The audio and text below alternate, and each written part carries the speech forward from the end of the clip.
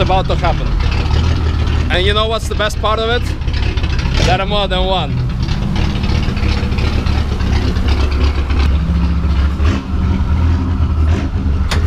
I guess there were no seatbelts back in 1930.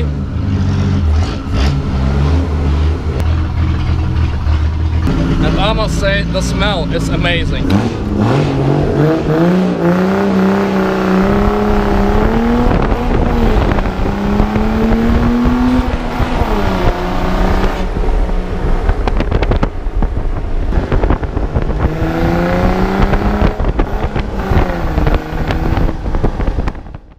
Hello comrades! The other day some comrades sent me a message on Facebook and they asked me, hey, do you want to make a feature on Lanchester? I'm like, what the hell is a Lanchester? So he sent me a picture of this.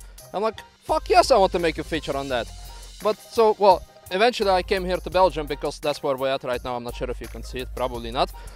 But that's not the point. We have a slight problem here. Usually we do top 5 from Nordschleife. So first problem, we're not at Nordschleife, it's somewhere Belgique. It doesn't rhyme on top 5.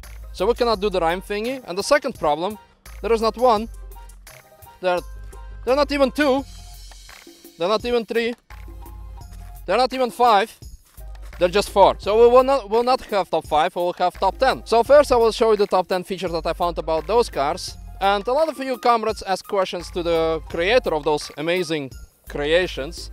And most of those questions were like related regarding to balls. How big the balls need to be and this and that.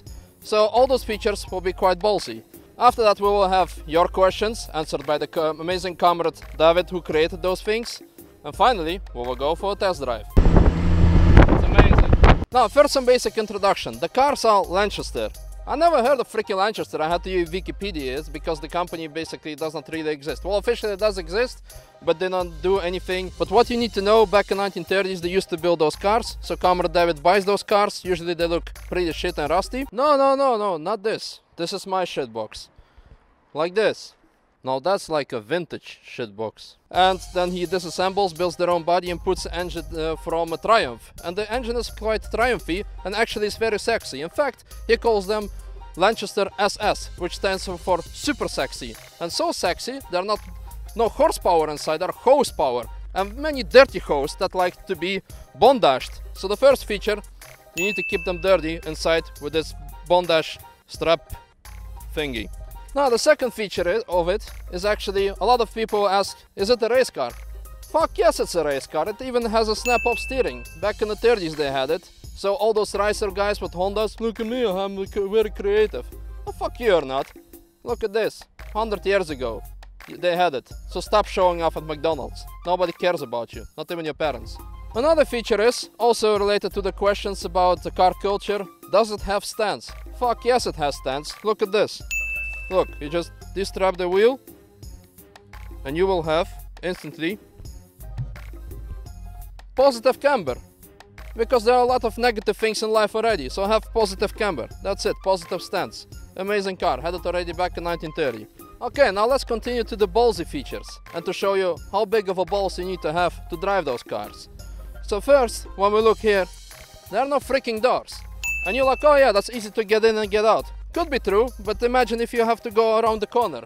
You'll be freaking falling out. So what you need is a big ballast or a big weight. So you need big balls, otherwise you'll follow the car if you go around the corner. Now, it creates quite of a problem, because if you have big balls, you have less space inside. So because of that, all the handbrakes of those cars are outside, because you don't have any space inside. And actually it's also weight reduction, because it's not inside but outside the car. Going back to the format and actually the weight of the balls, you actually really need it because the car has only drum brakes. You could also call it dumb brakes because they're pretty much useless. So that's why you need big balls to throw outside and to brake hard. Now, if a component of a car has to perform a lot, you need to install additional coolers, whether it's a gearbox cooler, differential cooler, and like we mentioned earlier to you today, those cars require a lot of balls work. So what you need is a balls cooler, which you can find here on the car. Freaking amazing piece of engineering. I must admit, even Ladas do not have this. And finally, two last features that it shows it's a freaking man's car. So first of all, straight pipe. No gay pipe, straight pipe, okay? And finally, some people asked, why there are no wipers? Do you need your mommy to wipe your ass? Exactly, you don't need fucking wipers to wipe your windscreen either. Real man's car. Okay, now as promised, some questions from you comrades that you posted on my Facebook, Instagram and Controttle account. So first question by comrade Steve Warson. Tell me the most special moment you had with this car. No suspicion. Hoops. I think he means boobs, but it's amazing. Is it better than a Lada? Fuck no, it's not. But actually, I must admit, the balls cooler is a pretty amazing feature. How is it to be born in 1885 by comrade Jeroen Vassen? Terrific. How long did it take to build by comrade Jos van Gent? It looks amazing. 700 hours. Which is equal to 700 bottles of vodka. How much balls do you need to have to drive this one flat out by comrade Martin Freund? More than 2. Probably 2 boobs next to you as airbags. Does it have a vodka boot storage? Yes. Yes, vodka, good. Good, vodka is good. Amazing comrade, I like him. Okay, a lot of capitalist questions here. Obviously, how much does it cost? Can I buy one? 70 and 100,000. Euros, probably. Maybe rubles, but that's only in my dreams, when communism will take over the world. Has it VTEC? No. Can you run this on vodka? Vodka? Yes. Pretty much similar as Koenigsegg, only 10 times cheaper. Do you like chicken soup? Yes. That was a very fast answer, so I'm pretty sure he really likes chicken soup. Will it drift? Will it drift? No, it has open differential, so I'll answer it for you. So probably, but maybe with some adjustments. Comrade Tibor Greshkovic, I hope I pronounced your name correct. What inspired you to build those cars? Testosterone. Amazing answer. Okay, 2 questions from Controttle, actually 3. First one, can you fist test it? No, we tried it, sorry. And we don't have Alex. Alex, come over here and you can try it. Another question, what are his balls made of? What are your balls made of? Adamantium. He's even more tougher than Wolverine, I presume. Does it have airbags? With a girl, yes. I freaking love this comrade. Okay, enough talking, let's go for a ride. What? We forgot about it, feature number 10? Oh, that's nice of you, you're very attentive. Well, here it is. This car not only measures the amount of kilometers it has passed, it measures the amount of Agent Smiths it has killed. And to be precise, this one currently has killed 256, because they were not ballsy enough. I don't know how much Neo has killed, because apparently there are like 3 matrices, but I only watched the first one because the 2 and 3 suck.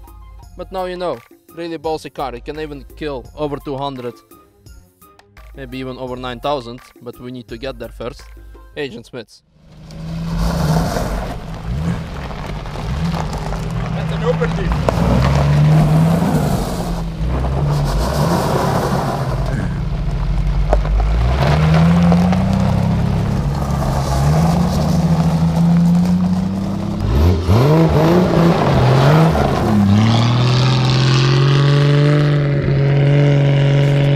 A big amazing thanks for this comrade, David, for entrusting me with this piece of machinery. He told me one thing, the car has no hydraulic brakes. I told him, don't worry, I'm an experienced driver. I used to drive a Lada.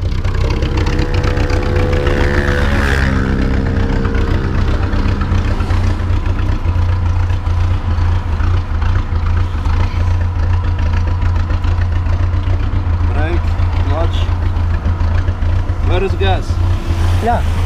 This is Gas, little. here. Yes. Okay. Et le frein là. Push and yes. Perfect. And now the first? One first. One first. Okay. Okay? Okay. Now we turn around. Okay. Or what? Or we go straight? Straight. Yes. Straight.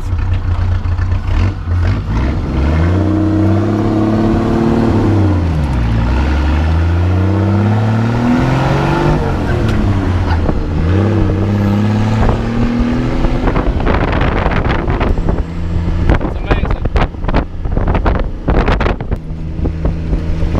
Here. You? Yes.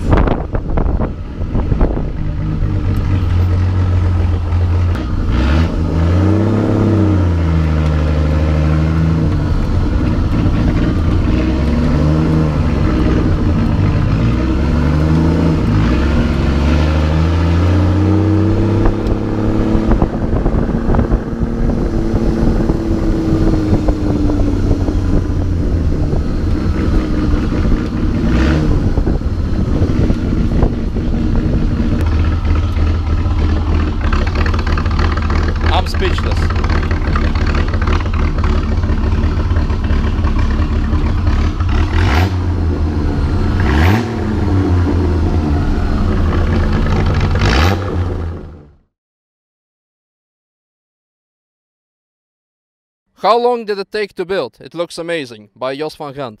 $700.